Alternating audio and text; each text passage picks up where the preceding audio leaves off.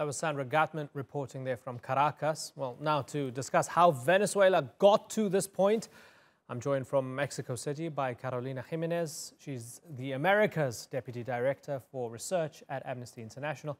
In New York, we have Gabriel Hetland. He teaches Latin American Studies at the State University of New York at Albany. And completing our panel from London is Latin America analyst Javier Farje. I thank you all for joining us on the Newsmakers. Carolina, we've just seen a fairly harrowing report which shows that the economy collapsed and the healthcare system in particular is in absolute tatters in Venezuela. Who messed this up, Carolina? Who's responsible? Well, definitely there are different reasons that explain how Venezuela got into this, major human rights crisis. But we strongly believe that it is the responsibility of the Venezuelan government to address the crisis. What we have seen so far is a flat, plain denial from the government about its, when it comes to fulfilling its obligations, when it comes to acknowledging even that there is a human rights crisis. And because the government continues to deny the existence of the crisis, it is indeed very difficult for the government to adopt the necessary measures to mitigate and to start solving this incredible crisis that affect Venezuelans daily in very real and dramatic ways. So beyond knowing who is responsible for the crisis, what we do strongly believe is that it is the government's responsibility to address the crisis. And what we see is the opposite. We see a government that strongly denies there is a crisis and that is certainly not taking the necessary steps to make things better. Okay, Javier Farje, is this a government in denial, just easily blaming Yankee imperialism instead of looking inward and actually taking responsibility? The government is aware of there is a crisis. Carolina is totally inaccurate in relation to the denials by the government there is a crisis. We were talking about the health service here and the responsibility the government has to solve it. I agree with that completely. In November 2017, the government of the United States blocked a payment that the government of Venezuela wanted to make based on the Pan American Health Organization to acquire medicines for vaccines, which means that the schedule for the vaccination of people had to be moved in Venezuela.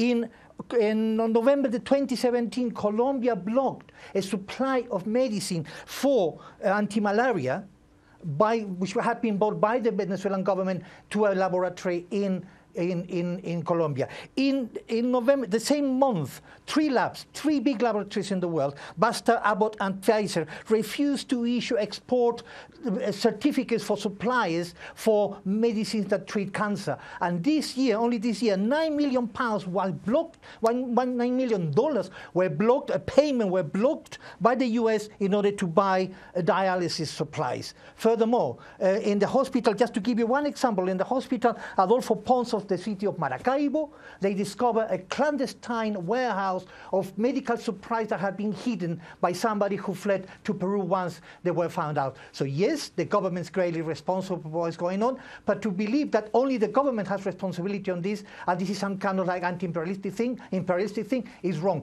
There is concrete measures which are preventing the Venezuelan government from importing and getting the supplies they need to improve the situation in the health service. So Gabriel Hetland, the place is a mess and Venezuela is not being given the best chance to deal with the crisis by the actions of countries such as the United States, according to Javier Farje. Is he on the right track, Gabriel?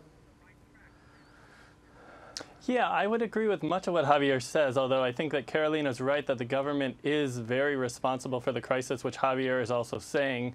In particular, the currency policy, which has been devastating the country in so many ways. They've known about it for years and years, and they've continuously failed to take care of it. So that is completely on the government.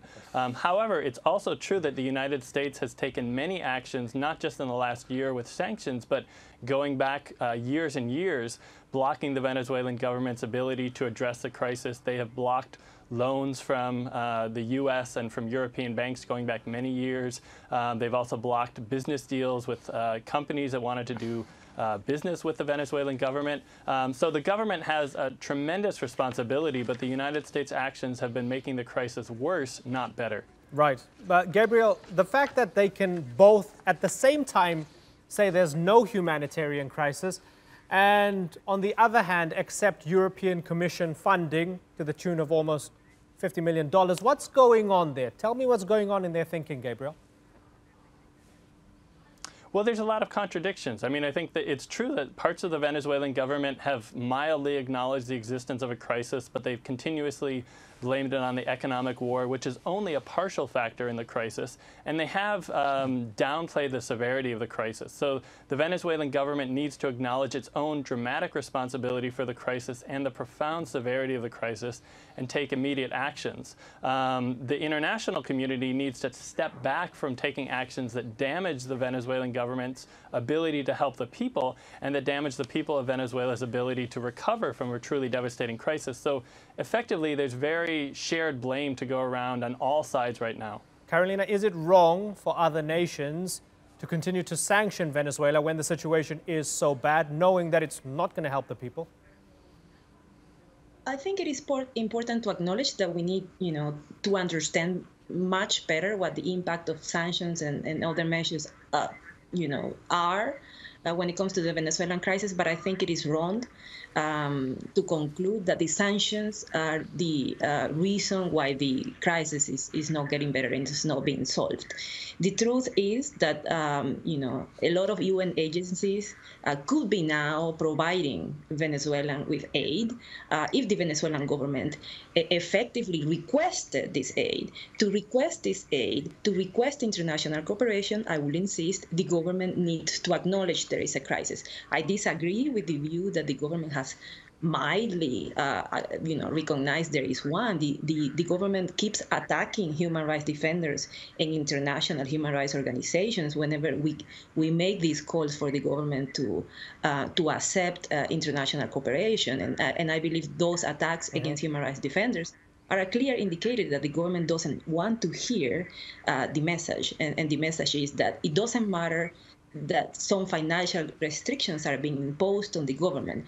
All governments, regardless of the financial restrictions imposed on its economy, are under the obligation to fulfill, people's right to health. And if it needs to request international cooperation openly and transparently, it should do so.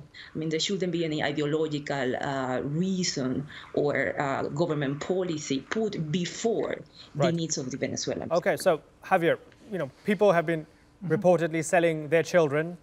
Our own reporter found that there's no running water in hospitals, no meds in the pharmacies, cancer patients don't have medication and so forth. So is the Venezuelan government being stubborn, and why is it being so stubborn? So stubborn that it doesn't want to ask for help from the UN agencies? I agree with Carolina when you question that the Venezuelan government should acknowledge that there is a serious crisis. They already have, but they haven't received any help because they have not requested. By the way, any kind of aid that would come to Venezuela, which is of course very important, would only solve part of the problem, because the big picture is that Venezuela needs to have access to hard currency to be able to get big supplies of medicines, and drugs and equipment to be able to solve the problem in the health service. So on the one hand, yes, you're absolutely right, Carolina. The Venezuelan government should acknowledge the problem in terms of accepting the aid that has been offered, but at the same time, this can only solve part of the problem if the lack of access to financial markets still continues against Venezuela. They won't be able to buy the supplies of medicines and drugs they require to solve the problem. So so there's a combination of both. And Carolina is absolutely right. It's a combination of both. And Gabriel, I agree with Gabriel that there's a sense of stubbornness in relation to some of the measures that the government has not decided to change, like the exchange rate mechanism, which is absolutely absurd because it's creating a black market, which is creating inflation. That has to be removed from the Venezuelan economy before it's late now, before it's too late. Gabriel, let's talk about legitimacy. Even if we can conclude that the last election was completely free and fair and Maduro deserves to be president, even though the main opposition parties or the main opposition bloc had boycotted, even if we look at his creation of that National Constituent Assembly and we say, okay, that was fine, that was all okay, and he's still legitimately the democratic president of Venezuela. At what point of the humanitarian crisis and the economic collapse can we say that this government has lost legitimacy because ultimately they failed to take care of their own people? I think right now. I mean, I think that, there's major problems with the last election. There's major problems with the Constituent Assembly election, very credible allegations of fraud in the Constituent Assembly election. There was leading parties, leading candidates from the opposition banned in this last election. So just because of that, the government has lost legitimacy in the eyes of the international community. But I think perhaps the most important sector in Venezuela, which is lurking in the background, would be the poor and the popular sectors. And in their eyes, the government's legitimacy has frayed tremendously. We saw this in December last year when there was shipments for the emergency program, the CLAP program, which is still around years after it was started, for pernil, pork roast, which is a Christmas special, and it didn't arrive on time, and there was popular sector protests and sort of sackings, lootings that were happening in Caracas and other parts of Venezuela by the popular sectors, which continue by and large to be relatively supportive of the government, but much, much less supportive than they were 5 years ago and much less supportive than they were 10 years ago. So I think the longer the crisis goes on and the longer the government fails to take care of it, notwithstanding the responsibility of the United States, the more legitimacy the government will lose, not only with the opposition, not only with the international community, but more importantly with the popular sectors, which have been the only thing keeping the government in power up to this point, in addition to repression and fraud, which have been increasing in the last several years. Javier, are the Bolivarian revolutionaries losing the streets? Well, Maduro lost votes. There's no question about that. He got 5.8 million votes, less than the usually 7 to 8 million votes that the Bolivarian constituency, if you like, has had for the last few years. So yes, of course, they have lost support. What happens is that in 2015, when the opposition won the elections of the National Assembly, many Chavistas stayed at home and decided not to vote in protest for the situation in Venezuela. The opposition won, and the opposition started to try to dismantle all the social reforms that Chavez had implemented. And that's why many people who voted for the Chavismo before and who stayed at home at the time decided to vote again because they did not want to lose those social projects that are still going on in Venezuela in spite of the fact that they don't have the money. In terms of legitimacy, yes, the opposition has denounced fraud, but they have not shown any proof. Now, there is a system. I was an observer for the regional elections in October last year, 15th of October last year. I went to Lara State, which used to be run by Henry Falcón, who became the candidate for the opposition for the presidential elections some weeks ago. And he admitted his defeat. I saw the process. I didn't see any reason to believe that it was not legitimate. Right. There is an automatic recount of votes that would have been able to enable the opposition to denounce fraud if there was that. But the legitimacy has to be not only on the ballot boxes, but also on the measures that the government should take to solve the problem. And I understand why people are starting to be skeptical about that. But it's not entirely the fault of Maduro. Carolina, final question for you. He has released 39 political prisoners at the beginning of the month and made some overtures at reconciliation. What does that tell you? Is there hope that things can turn around? Never mind the humanitarian crisis, but the thing underpinning all of this, the political crisis, might be resolved sometime soon? We celebrate that there are releases of people who have been detained due to political reasons, but we do believe that they should have not been in prison in the first place. Even though indeed the number of people released have been increasing, if we follow the data from some local human rights organizations that show that at least 320 people detained for political reasons are still in prison, we still need to see much more commitment from the government when it comes to releasing people who, I insist, should not have been in prison in the first place. These are important gestures and important steps to improving the human rights situation.